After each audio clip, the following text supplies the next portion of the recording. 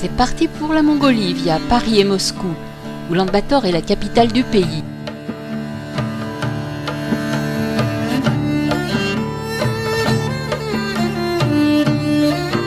Trois fois la France, mais à peine 3 millions d'habitants. C'est le pays le moins densément peuplé du monde. Par contre, la capitale, elle, accueille un tiers de la population. Immeubles neufs et chantiers poussent comme des champignons. La place principale est celle du palais présidentiel. Au centre, la statue de Souk-Batar, dirigeant de la Révolution populaire dans les années 1920. Et sur la façade, le grand héros national, Gengis Khan. Nous visitons le monastère de Gandan, complexe d'une dizaine de bâtiments bouddhistes d'inspiration tibétaine et chinoise.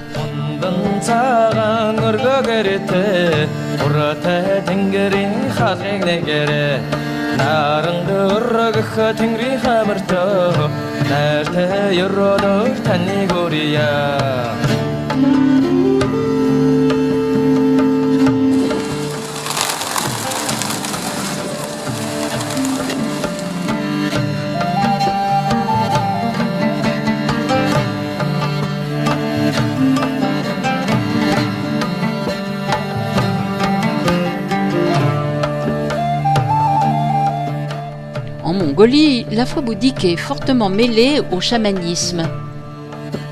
Une famille se recueille autour d'un tronc d'arbre sacré.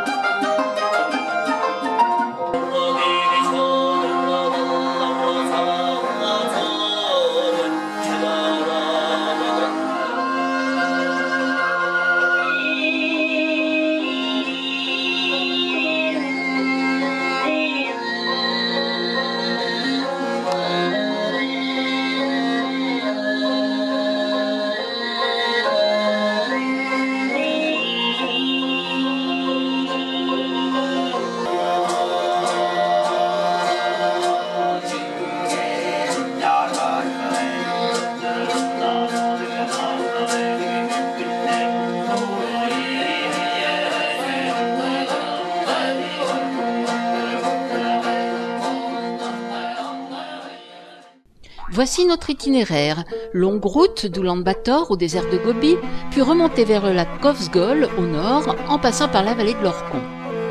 Nos véhicules seront des UAZ soviétiques datant des années 60, costauds mais bien peu confortables. Première halte, la Flore s'impose. Elle sera une fidèle compagne tout au long du voyage.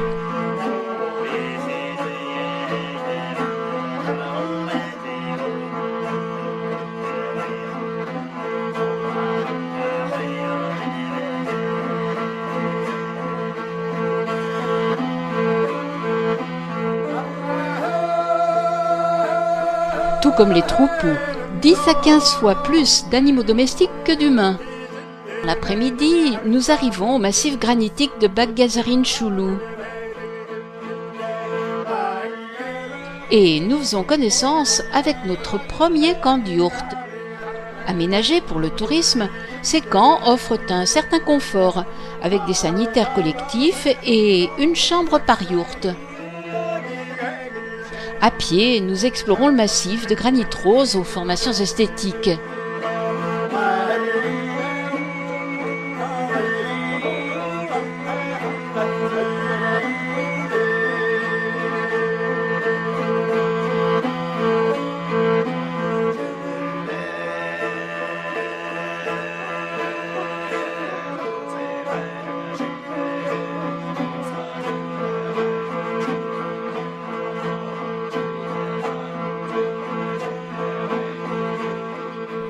Le lendemain, nous reprenons la randonnée sous un ciel menaçant. Dans ce vallon se cachent les ruines d'un ancien monastère.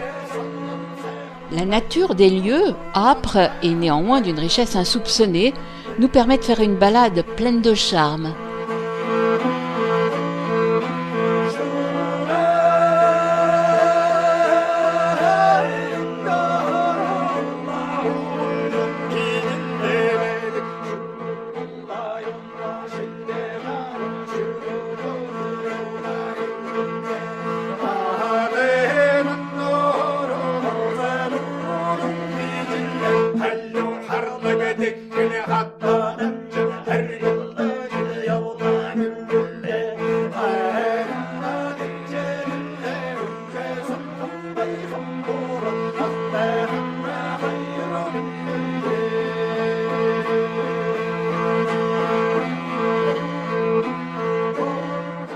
Une petite surprise pour terminer, un gros rocher orné de gravures rupestres qu'on doit à 2 moines du XIXe siècle.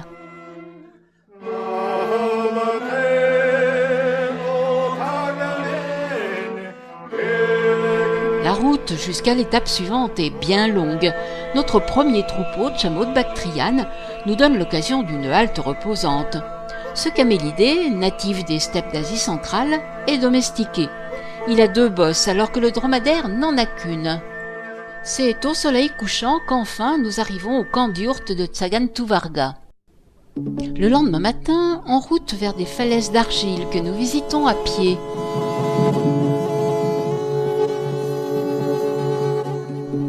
Les ovos sont des sortes de cairns caractéristiques de la culture chamanique.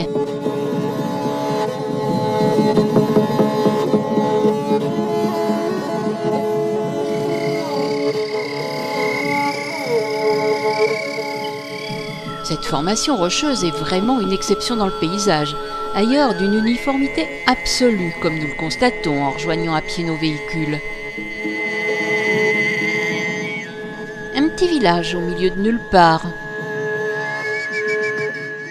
L'épicerie du coin ne vend aucun produit frais, mais beaucoup de sucreries. À Dalanzabag, les boutiques sont un peu mieux achalandées. Nous y rencontrons nos premiers Mongols en costume traditionnel.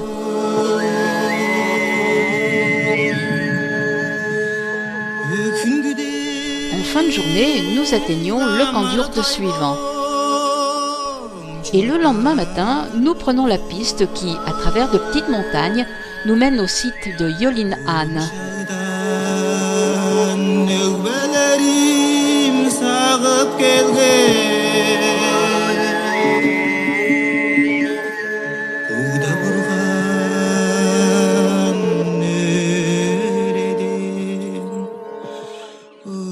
La gorge de Yolin'an est censée abriter une rivière glacée. Par 30 degrés à l'ombre, on a du mal à y croire, mais la balade est très agréable. Des pikas, petits mammifères proches des lièvres, batifolent partout dans la prairie.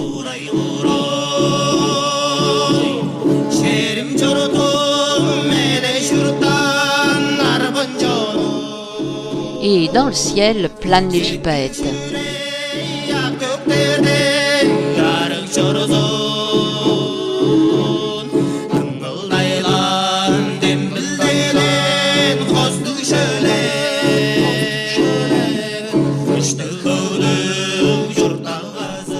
La gorge se rétrécit. Et bientôt, la fameuse glace apparaît réellement. Un contraste surprenant.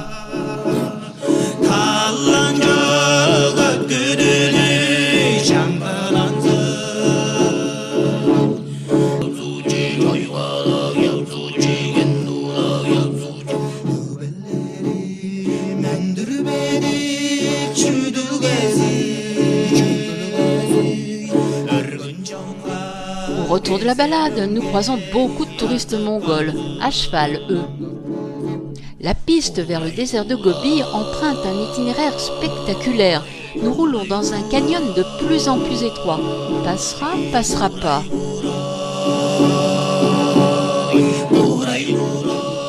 Eh bien, c'est passé.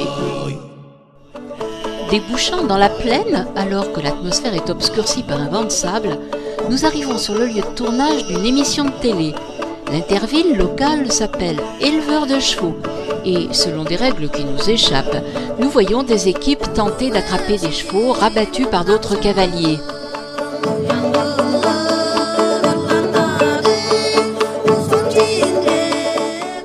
Les hommes utilisent leur ourga, lasso enroulé autour de longues perches pouvant atteindre 4 mètres.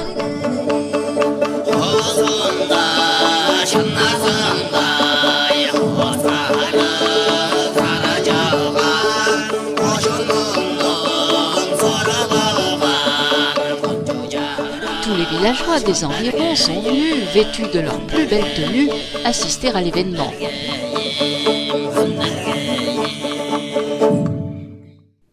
Et puis, par une grisaille regrettable, nous atteignons les dunes de Gobi. D'abord, ce ne sont que quelques tas de sable qui semblent posés là par erreur.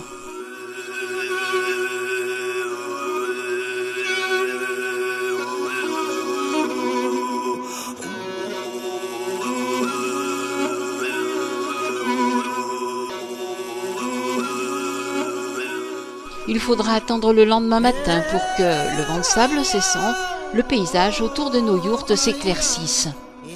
En route pour une balade dans les dunes qui commencent à prendre un peu d'ampleur.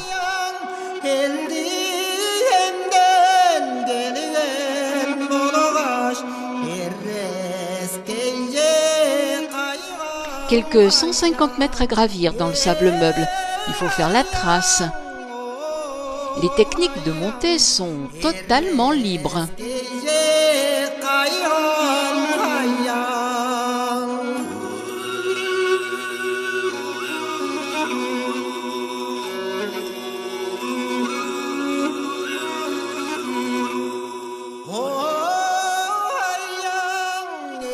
Et voilà le groupe presque au complet au sommet.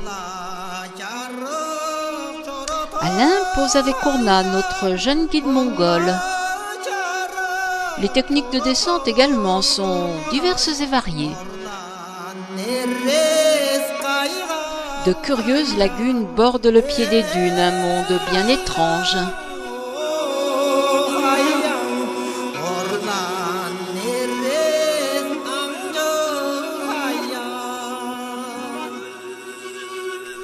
Que de contraste, quelques dizaines de kilomètres plus loin, nous nous retrouvons dans une steppe entièrement fleurie d'ail.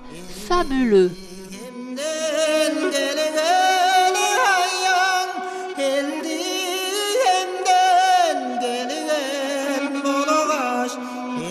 Au terme de notre journée de piste, Bayanzag, dont la découverte sera pour demain. Au petit matin, le ciel moutonné n'engage pas à l'optimisme, mais très vite il se dégage et heureusement, nous sommes sur un site digne du Colorado, les Flaming Cliffs. C'est là qu'en 1922, un paléontologue américain découvrit les premiers œufs de dinosaures, puis de nombreux squelettes.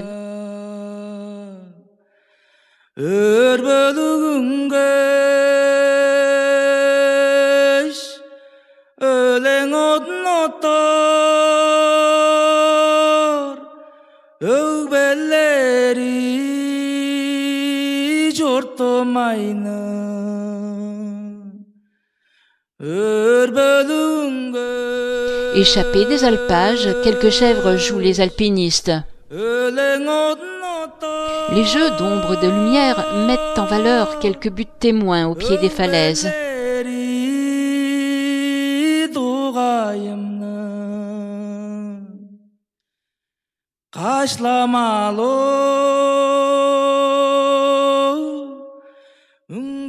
Notre balade se termine dans un bois de Saksaoul.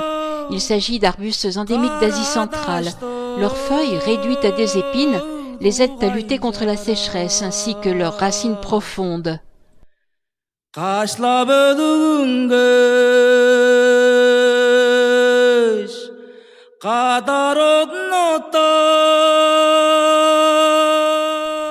Nous éloignant du désert de Gobi, nous traversons une zone dont l'origine volcanique nous paraît hautement probable.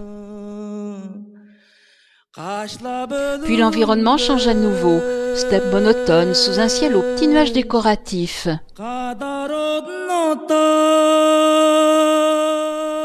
Arrivé au monastère d'Ongin Kid, Il est en ruine depuis sa destruction par les Russes en 1937. 1000 moines y vivaient auparavant. Il n'y en a de nos jours que 14.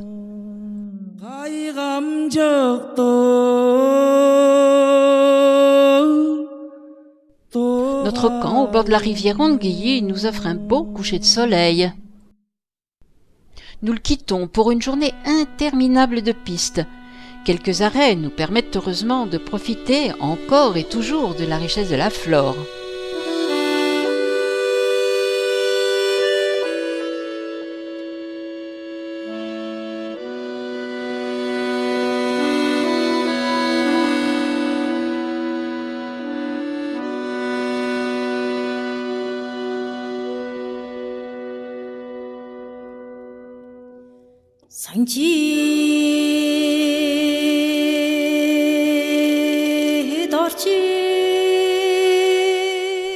Lorsque nous mettons les pieds dans cette prairie au sortir des véhicules, c'est l'euphorie. On ne peut que marcher sur les Edelweiss tellement il y en a. Et elles sont géantes, jusque 5-6 cm de diamètre.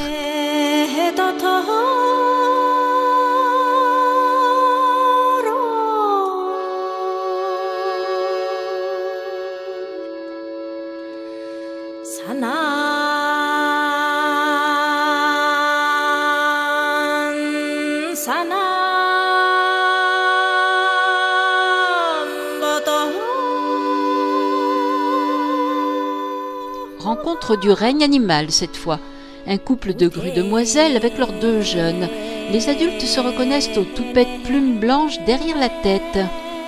Dans les agglomérations, des terrains sont alloués aux nomades qui de plus en plus se sédentarisent. Beaucoup y plantent leur yourte et l'entourent d'un muret. L'Orkhon est le plus long cours d'eau mongol.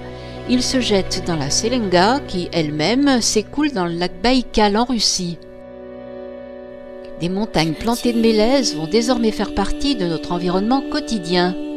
Après 12 heures de piste éprouvante, nous parvenons enfin à notre camp sous un beau ciel d'orage.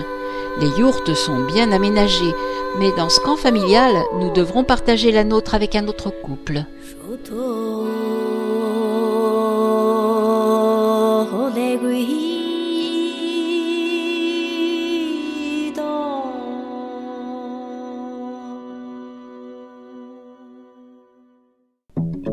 Voici le propriétaire du camp et guide local qui va nous accompagner pour un trekking de 3 jours.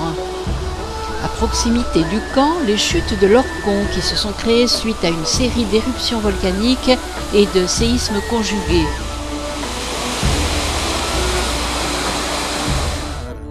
Rencontre avec un lynx empaillé, ainsi que renards, loups et autres animaux de la faune locale.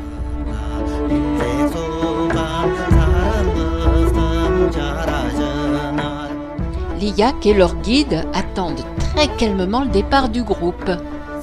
Nos véhicules nous font encore un petit brin de conduite, histoire de traverser la rivière au sec.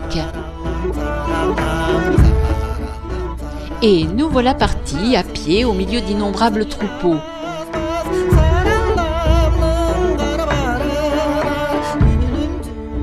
La Mongolie est le premier producteur mondial de laine cachemire. C'est d'ailleurs la 2e ressource nationale après le cuivre.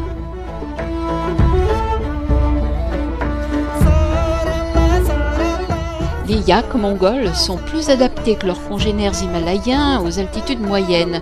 Nous sommes aux environs de 2000.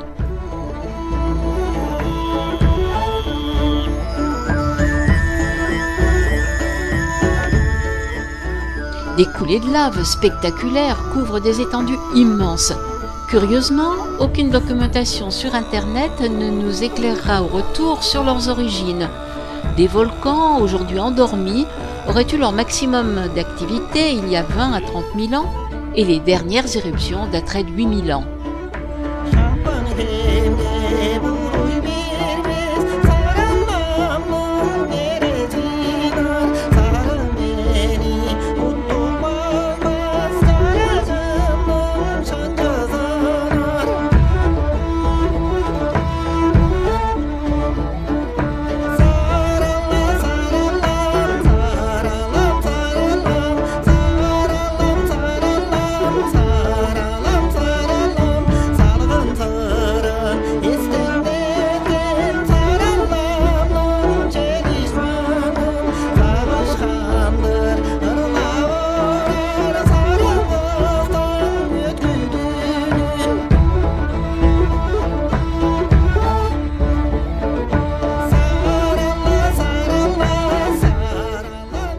Après 3h30 de marche, nous parvenons à notre camp d'yourtes.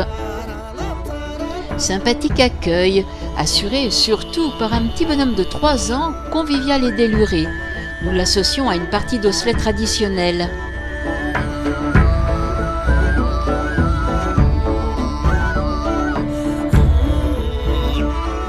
La petite sœur dort à côté. Quant à sa maman, elle nous montre la technique de fabrication du fromage qu'elle va faire essorer toute la nuit.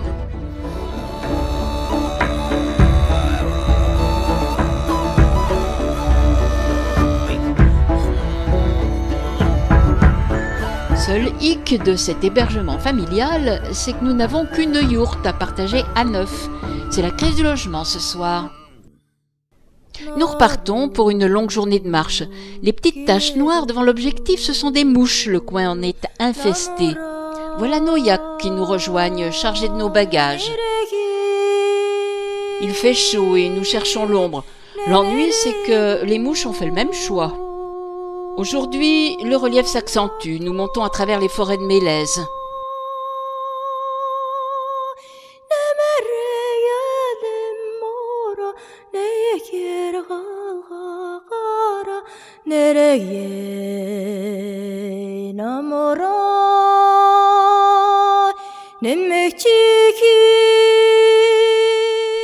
Sous un ciel menaçant, nous franchissons un petit col et redescendons vers des coulées de lave.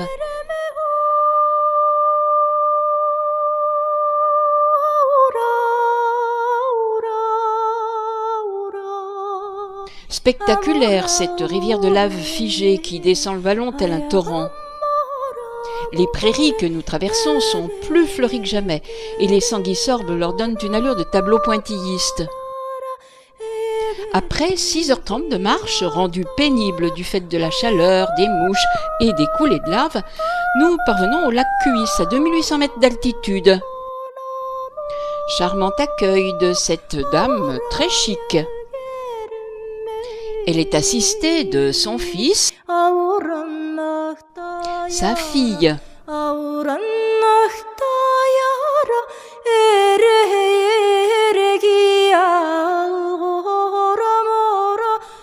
et un couple d'ouvriers agricoles dont le fils, 5 ans, s'initie au cheval, non sans quelques difficultés.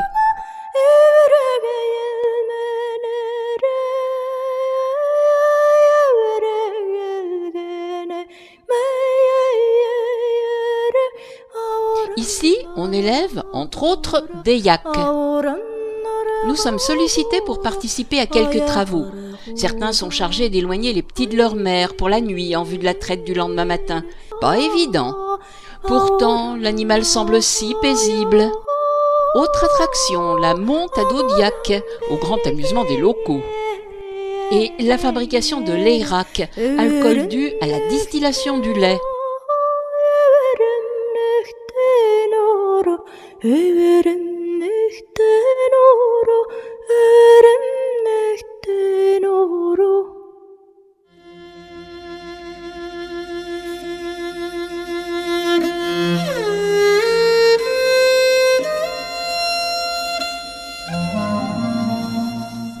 Nous voilà repartis en sens inverse pour 6 nouvelles heures de marche. Nous franchissons un col à près de 3000 mètres au pied d'un volcan. Et derrière, surprise, la rivière développe ses beaux méandres dans un magnifique vallon.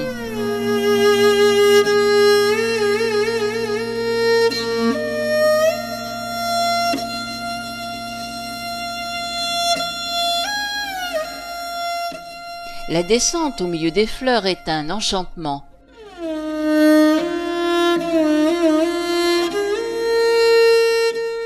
Voici quelques espèces qui sont apparues plus rarement.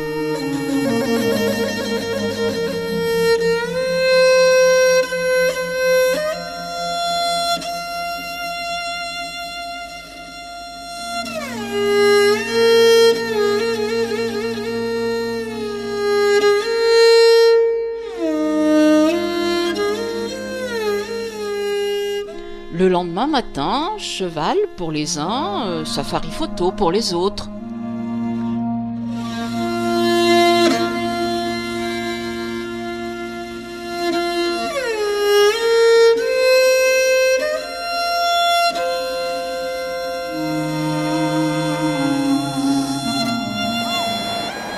traversée de Lorcon inquiète nos chauffeurs.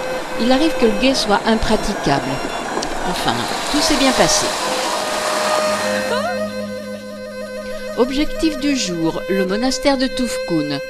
Au sommet d'une montagne de 2312 mètres d'altitude, ce fut le lieu de méditation de Zanabazar, fameux lama mongol et grand intellectuel du XVIIe siècle.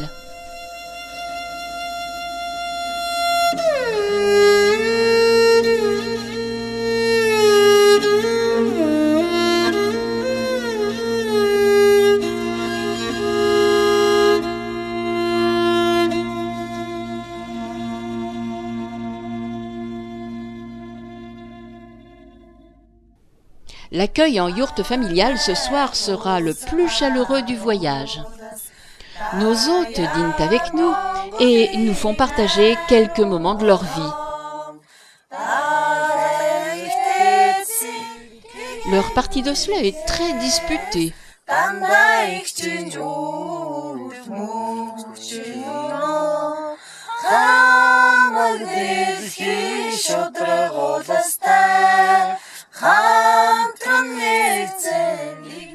Le lendemain matin, grand essayage de tenue mongole. Christine est particulièrement bien parée. Quant à nous, d'ici qu'on se reconvertisse en retraités nomades, le voyage vers le nord se poursuit à travers des paysages sans cesse renouvelés. Courte halte auprès de tombes datant de l'âge de bronze. Bienvenue à Erdenezou. C'est le plus ancien monastère à structure fixe établi en Mongolie en 1585, après l'introduction du bouddhisme comme religion d'État. Entouré de 108 stupas, il fut construit en utilisant les pierres des ruines de Karakorum, ancienne capitale fondée par la descendance de Gengis Khan. À son apogée, l'enceinte contenait 62 temples et 1 millier de moines vivaient ici. L'ensemble fut en grande partie détruit en 1939 par le pouvoir communiste. Ce qui reste aurait été épargné par l'intervention de Staline, peut-être à la demande de Roosevelt.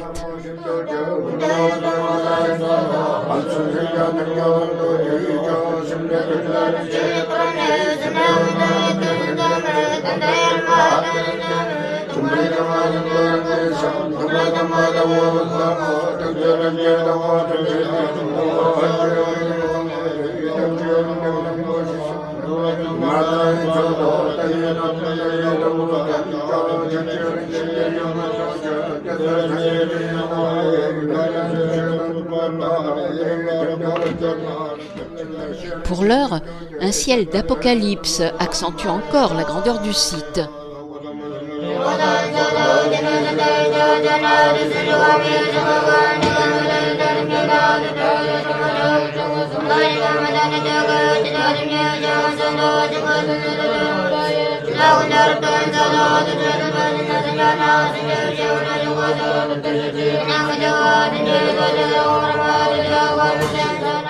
Seul vestige de l'ancienne capitale Karakorum, 4 énormes statues de granit, dont un spécimen demeure à proximité du monastère. Très superstitieuse, on a en fait le tour rituel pour demander un avenir heureux. Sur notre trajet du lendemain, le lac Ogiyi et de nombreuses scènes nature avant d'arriver au village d'Olgiit.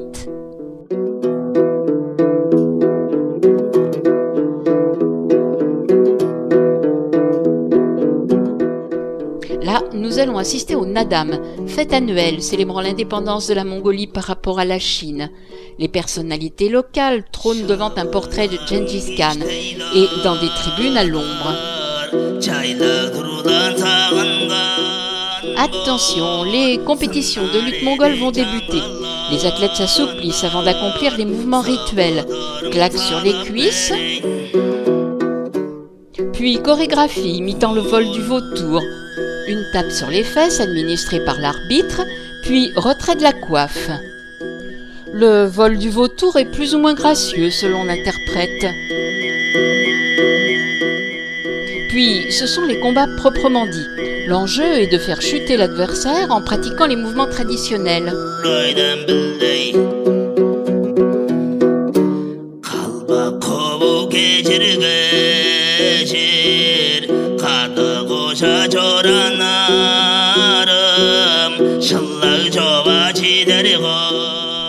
compétiteurs portent de superbes bottes de cuir. Leur silhouette est généralement bien alourdie dès le début de l'âge adulte. Mais les plus jeunes ont fière allure avec leur tenue traditionnelle et leur corps encore svelte pour la plupart. Les plus jeunes effectuent le même rituel.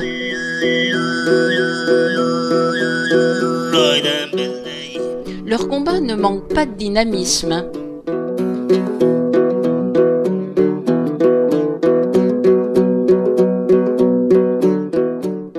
Les petits aussi s'initient à la lutte sous le regard attentif de leurs proches.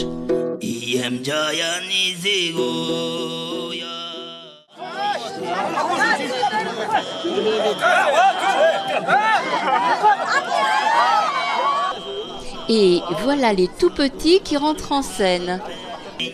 Les plus jeunes lutteurs ont entre 3 et 6 ans, mais prennent parfois les choses très au sérieux, très entourés par les organisateurs. Les mouvements peuvent être plus ou moins académiques selon l'âge.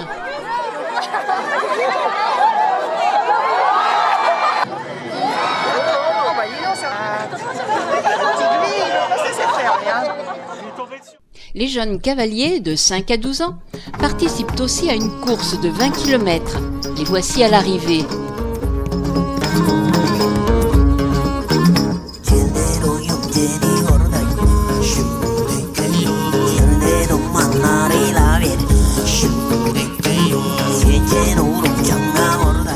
À la remise des prix, une personnalité locale déclame une ode à la gloire du cheval. Les rencontres sont très codifiées. Les hommes présentent leur tabatière à leur homologue. L'interlocuteur sniffe un petit coup, puis rend l'objet à son propriétaire. Ici, le grand responsable des courses.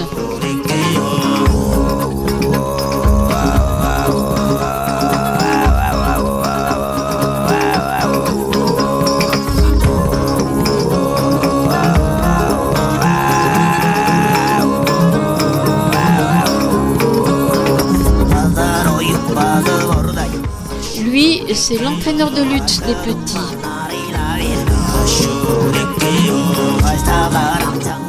L'espérance de vie d'un Mongol est de 67 ans. Certains hommes ont bien dépassé cet âge. Parmi les attributs du costume traditionnel, on remarque la ceinture. Les femmes, quant à elles, portent des tenues au tissu chamarré.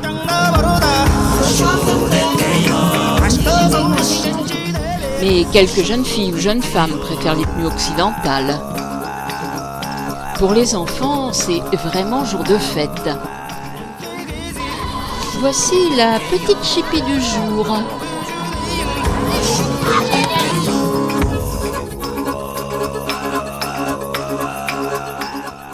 Et la petite toute rose.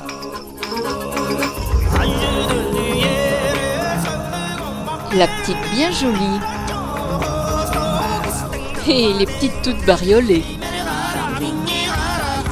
Et pour terminer, la petite rigolote. Les papas s'occupent manifestement beaucoup de leur progéniture.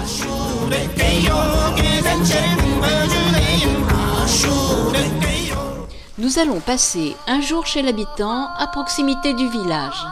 Le cadre est idyllique au bord d'une large rivière.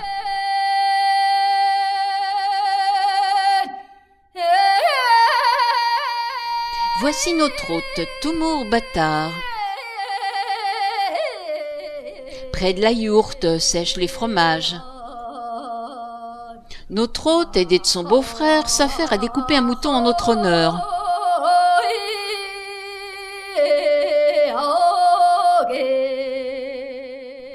Nous avons ramassé du bois flotté et il prépare le feu. Il lave également les pierres que nous avons été chargés de collecter. Les pierres chauffées sont disposées dans la cocotte avec la viande et les pommes de terre. Quant à la viande superflue, elle est mise à fumer. Une cuisine grandeur nature et une salle à manger avec vue.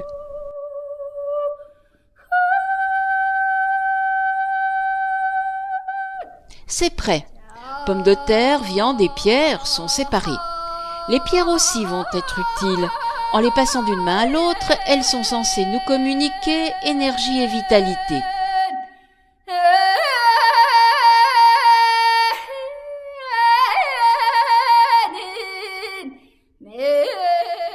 La recette traditionnelle est manifestement bien appréciée. Repu, notre hôte exhibe son ventre tandis que les rapaces jaloux survolent les lieux. L'après-midi, nous découvrons des stèles à cervidés, datant de la fin du 2e millénaire, début du 1er avant Jésus-Christ. Puis un monastère en ruine qui mériterait bien une restauration soignée.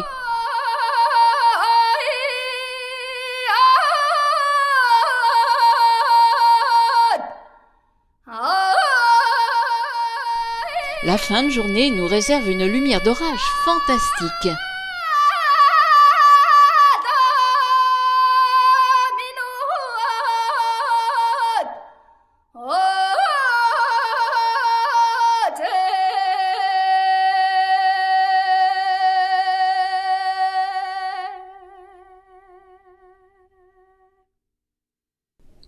Nous nous dirigeons vers Moron à travers une Mongolie verdoyante, si différente du désert de Gobi dont 15 jours d'exploration nous séparent maintenant.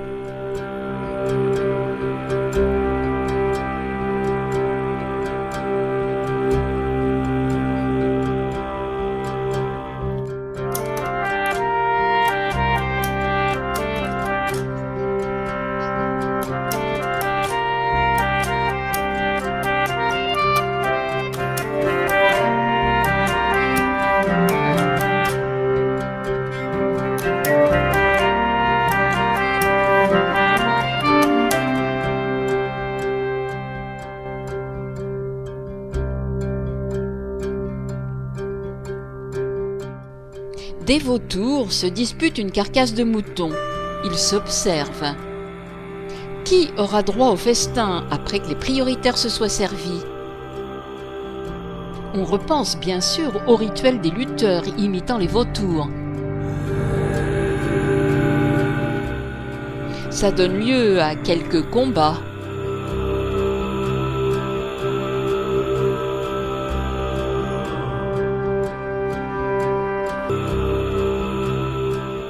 Les corbeaux, quant à eux, n'auront droit qu'aux miettes.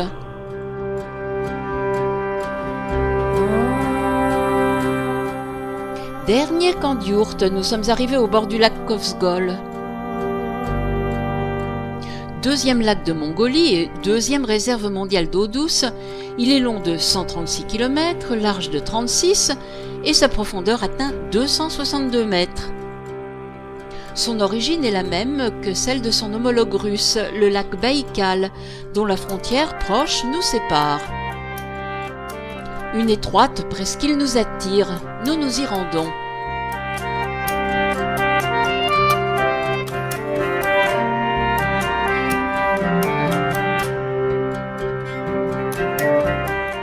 Au-dessus s'élève une chaîne de montagnes culminant à 3000 mètres, rando prévu demain.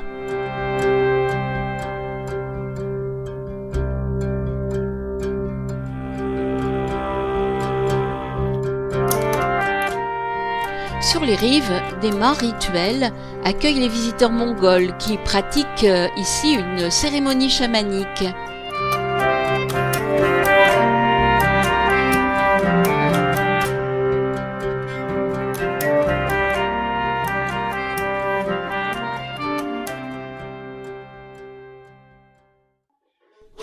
Nous allons terminer notre voyage en apothéose avec une superbe randonnée au-dessus du lac Kovsgol. Nous partons au milieu d'une flore exubérante, dominée par les épilobes.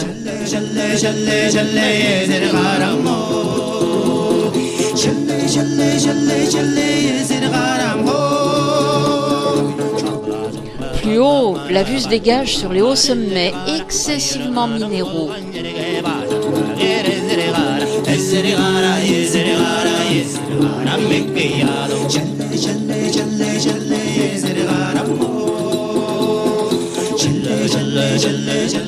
Des touristes coréens, nombreux dans le pays, sont eux montés à cheval.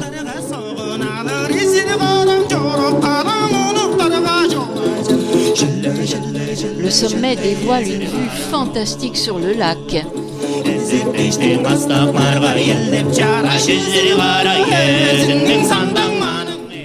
Et c'est au milieu des ovaux qui nous ont accompagnés pendant tout le voyage que nous allons prendre congé du pays.